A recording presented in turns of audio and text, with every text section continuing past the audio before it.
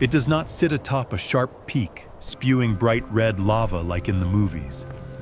It does not have a terrifying shape you can recognize from miles away. It lies silently beneath a peaceful national park, where tourists take photos beside hot springs and herds of bison. But beneath Yellowstone is something capable of altering the course of human civilization.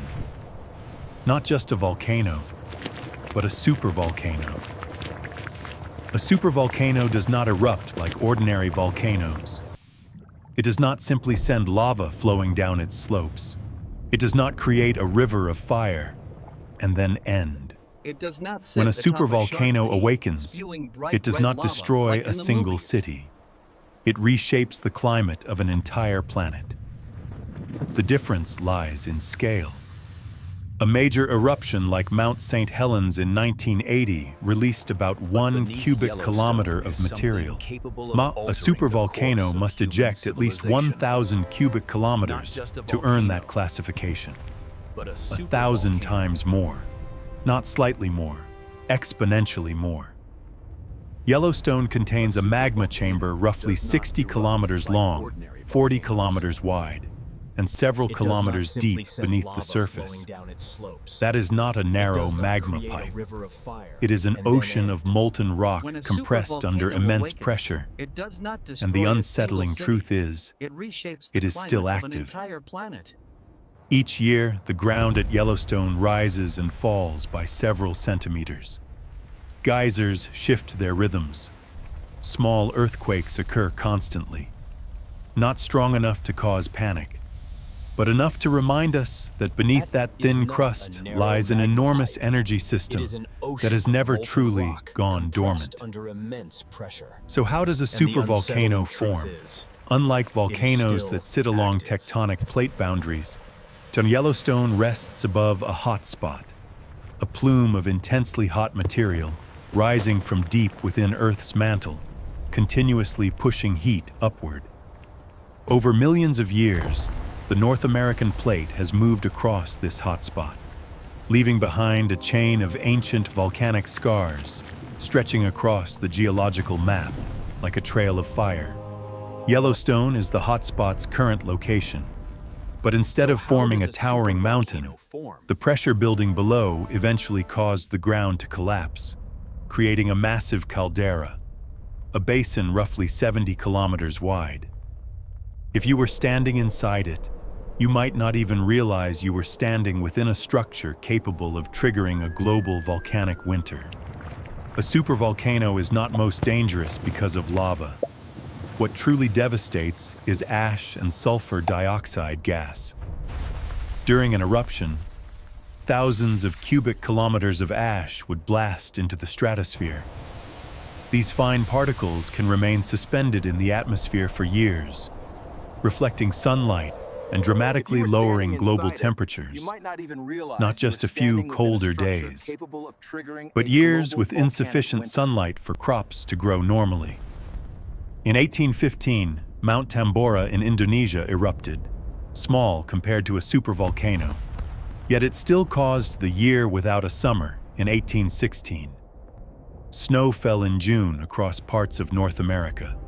Crops failed widely. Famine spread throughout Europe. Tambora released about 150 cubic kilometers of material. Now imagine multiplying that number several times over. Yellowstone is not science fiction. It has erupted at least 3 times in the past 2.1 million years. Each eruption left unmistakable geological evidence behind. What keeps scientists awake at night is not the question of if, it is when. At present, there are no signs that an eruption is imminent. But geological history does not operate on the human calendar. To Earth, a few 100,000 years is just a breath. To us, it is the span of civilization itself. Yellowstone appears serene. Turquoise pools, white steam rising into cold air. But all of it is simply the breathing of a vast system that is still alive. Imagine you are standing in what was once Yellowstone 640,000 years ago. There are no warning signs, No safety barriers. Just a quiet landscape, dense forests, animals roaming across vast valleys. Then the ground begins to shake. Not a brief earthquake, but a chain of tremors that continues day after day. Cracks widen. Hot steam erupts more violently. The smell of sulfur thickens in the air. Pressure beneath the surface is reaching its limit. And then, it ruptures. The lava creek eruption does not begin like a single explosion. It unfolds as a prolonged event. First, a colossal ash column blasts into the sky, higher than any storm that has ever existed. Then come the surging flows of superheated gas and rock, racing at terrifying speeds, incinerating everything in their path. There is no chance to run. Any living creature within hundreds of kilometers is nearly erased in a short span of time. Forests ignite before they can collapse. Animals suffocate in the searing currents of superheated gas. But that is only the beginning. As the magma chamber below empties, the crust above loses its support. An enormous region of land begins to collapse, not in small sections, but as a massive block spanning dozens of kilometers sinking at once, forming the caldera we recognize today. Imagine watching the horizon itself sink, as if the world is being swallowed.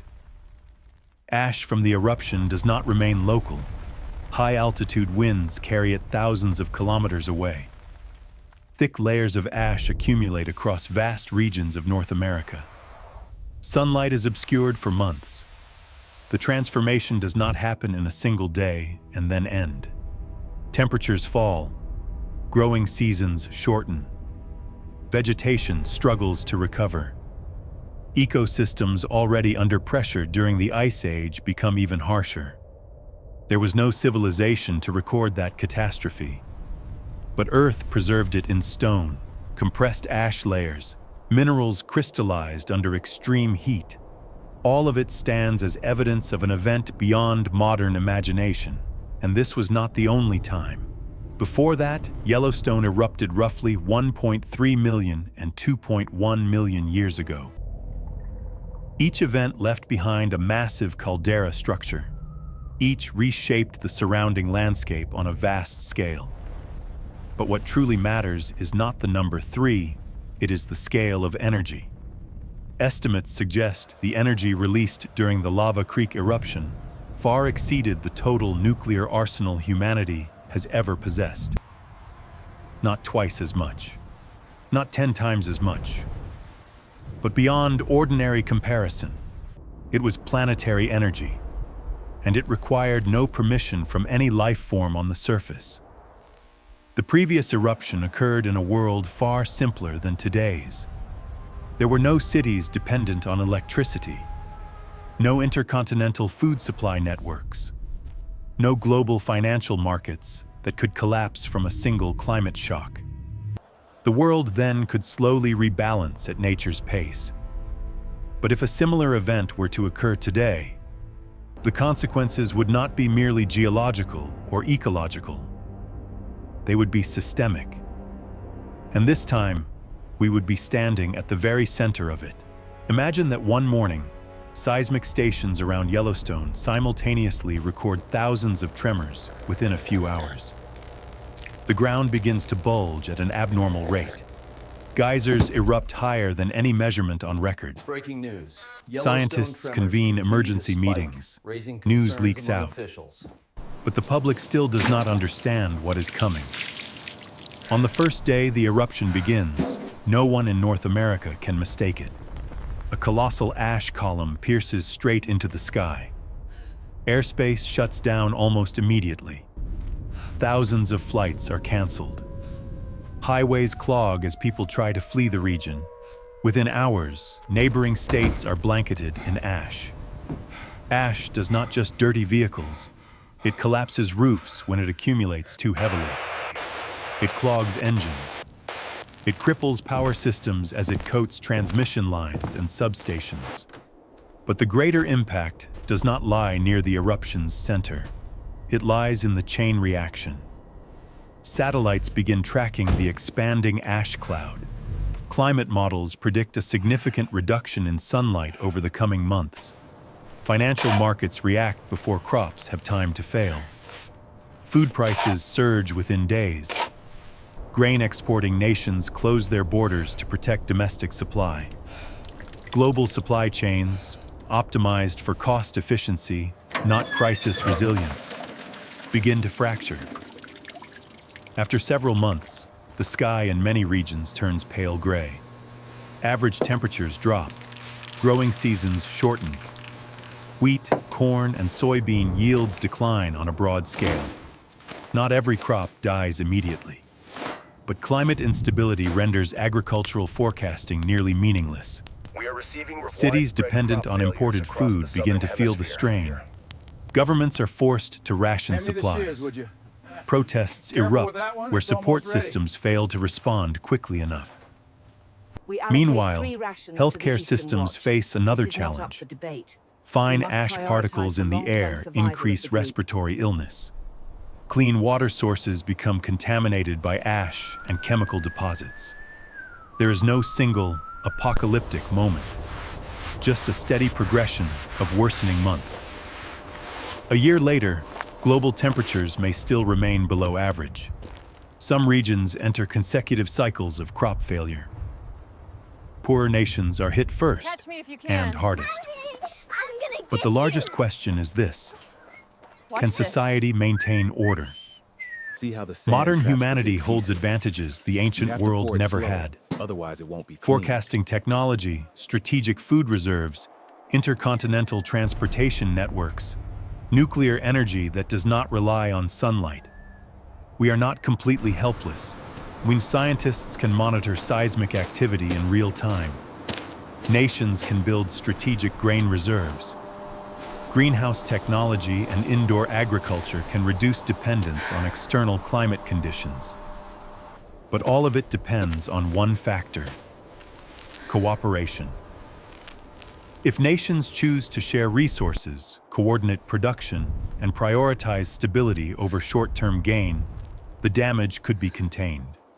If not, a geological event could transform into a global political and social crisis. Yellowstone is not a death sentence hanging over humanity. Current research shows no signs of an imminent eruption. The magma system is continuously monitored. Small tremors are normal for a geothermal region. But what makes Yellowstone worth contemplating is not merely the possibility that it could erupt. It is the reminder that modern civilization, with all its technology and confidence, still rests on fragile natural conditions. We control data, build cities hundreds of meters tall, and send probes beyond the solar system. Yet beneath our feet, the planet is still alive. And sometimes it reminds us with forces far beyond human planning. If Yellowstone were to awaken one day, the story would not only be about lava and ash. It would be the greatest test of humanity's ability to unite, adapt, and endure. What do you think? Is modern civilization truly prepared for such a scenario? Or would a single extreme geological event be enough to shake the entire system we depend on? Share your thoughts in the comments below.